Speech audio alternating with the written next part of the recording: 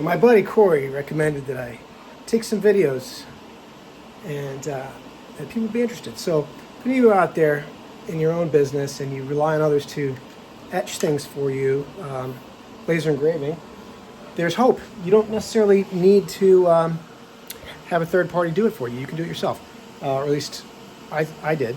I decided to do that.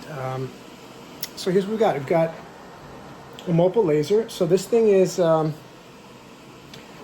it's a fiber laser that has the ability to adjust aspects of the wavelength and the pulse. It's a fancy laser that you can use to sort of change the color of the etched result. I don't do that. I just use it because it's efficient and it's clean and I can get a really high quality outcome. So what I've done here is I used a different laser that I have to cut some wood to make a jig to hold these in place. And then I've got the individual layers. So I separate each push grinder as a layer using Lightburn. So Lightburn's a software. I do the design in Illustrator and then I convert it to an SVG. Then I bring it into Lightburn and make some adjustments so that it works with the laser software. And you have to experiment with your settings. I went through a lot of push grinders to get to the final settings. And I do tweak them periodically. Different art responds differently. I know it shouldn't, but that's the case. And obviously curvature makes a difference too. So if you have something that's round or cylindrical, it's generally ideal to process it using a rotating jig that gets run by the software. So you tell the software that you've got an item, you size it correctly, and then it rotates accordingly. So there's always the same distance between the laser beam and the surface, because that's important.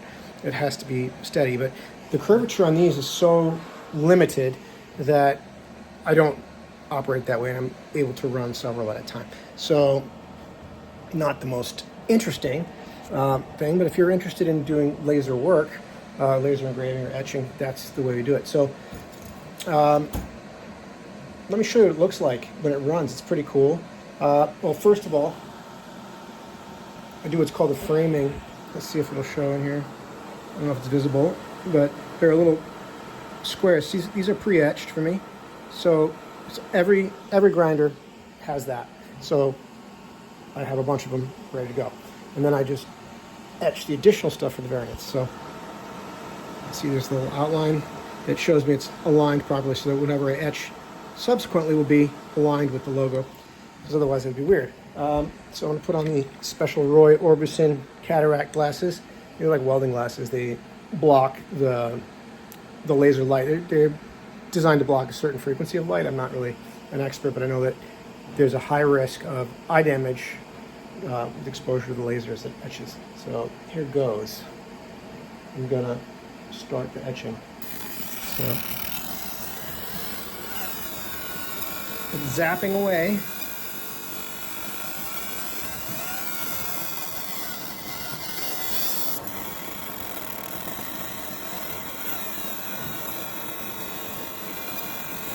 So while that etches, I'll show you what I did, because it's not practical for me to wear these all the time.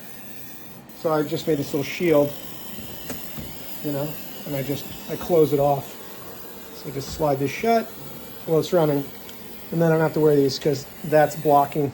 That's a little pro tip. I just picked up like a mic boom arm, like a really cheap one, and I rigged it up like that with some black gator board, if you will. Like it's like that. Looks like cardboard, but it's not cardboard. It's plastic, and it's I got it at like a craft store, I think Michael's or something like that. I stick on it, so I think it's cool. And that's it. So I can see it's running. I can hear that it's running.